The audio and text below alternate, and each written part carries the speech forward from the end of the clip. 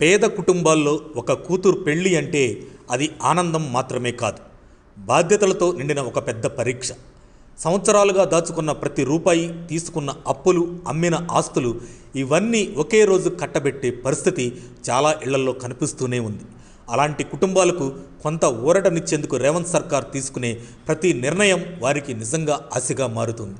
ఇలాంటి సమయంలో రాష్ట్ర ప్రభుత్వం కళ్యాణ లక్ష్మి, షాదీ ముబారక్ పథకాలపై ఒక కొత్త ఆలోచన చేస్తుందనే వార్త ఇప్పుడు పేద ప్రజల్లో చర్చగా మారింది. ఇప్పటి వరకు ఈ పథకాల కింద నగదు సహాయం అందుతున్నా ఎన్నికల సమయంలో ఇచ్చిన తులం బంగారం హామీ ఇంకా అమలు కాలేదు. అయితే ఇప్పుడు ఆ బంగారం బదులుగా అదనపు నగదు ఇవ్వాలనే ప్రతిపాదన ప్రభుత్వంలో చర్చకు వచ్చినట్లు తెలుస్తుంది. ప్రస్తుతం లభిస్తున్న సాయంతో పాటు సుమారు 50,000 రూపాయల వరకు అదనంగా ఇవ్వాలనే ఆలోచన జరుగుతుందని సమాచారం.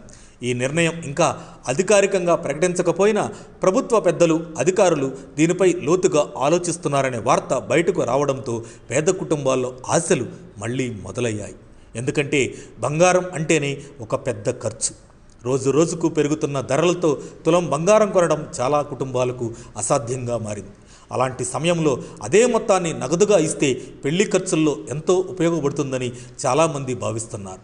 ఒక అమ్మాయి పెళ్లి చేసేటప్పుడు అవసరమైన వస్తువులు కొనడం, తల్లిదండ్రుల అప్పులు తగ్గించడం, ఇవన్నీ ఆ అదనపు డబ్బుతో సాధ్యమవుతాయని వారు ఆశిస్తున్నారు. ఇప్పటికే కళ్యాణ లక్ష్మి పథకం ద్వారా లక్షలాది కుటుంబాలు లబ్ధి పొందాయి. ప్రారంభంలో చిన్న మొత్తంలో మొదలైన ఈ పథకం క్రమక్రమంగా పెరిగి ఇప్పుడు 1,00,000 రూపాయలకు చేరింది. ఈ సాయం వల్ల ఎన్నో ఇళ్లలో పెళ్లిళ్ళు సులభంగా జరిగాయి. ఎంతోమంది తల్లిదండ్రుల కళ్ళలో ఆనందం కనిపించింది. అయితే ఎన్నికల సమయంలో ఇచ్చిన తులం బంగారం హామీపై ఇంకా స్పష్టత రాకపోవడంతో కొంత నిరాశ కలిగింది.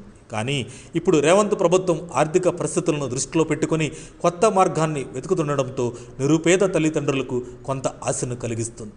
బంగారం రూపంలో కాకపోయినా నగదు రూపంలో సహాయం చేస్తే అది వారికి మరింత ప్రయోజనకరంగా ఉంటుందనే అభిప్రాయం కూడా వినిపిస్తుంది.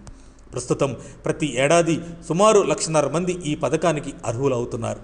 ఈ సంఖ్య దృష్ట్యా బంగారం ఇవ్వడం ప్రభుత్వానికి భారీగా భారం అవుతుంది. అందుకే అదే మొత్తాన్ని ఒక ఫిక్స్డ్ బోనస్గా ఇవ్వాలనే ఆలోచన ముందుకు వచ్చింది.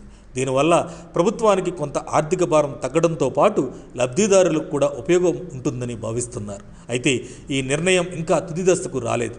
ప్రజల అభిప్రాయాలు, ప్రజాప్రతినిధుల సూచనలు తీసుకున్న తర్వాతే ప్రభుత్వం తుది నిర్ణయం తీసుకునే అవకాశం ఉంది. కానీ ఒక విషయం మాత్రం స్పష్టంగా కనిపిస్తుంది.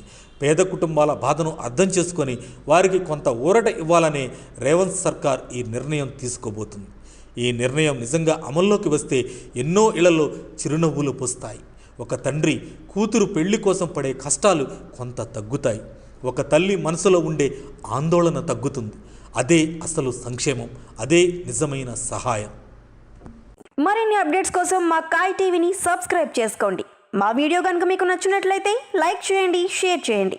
మీ విలువైన అభిప్రాయాలను కామెంట్ బాక్స్లో తెలియజేయండి.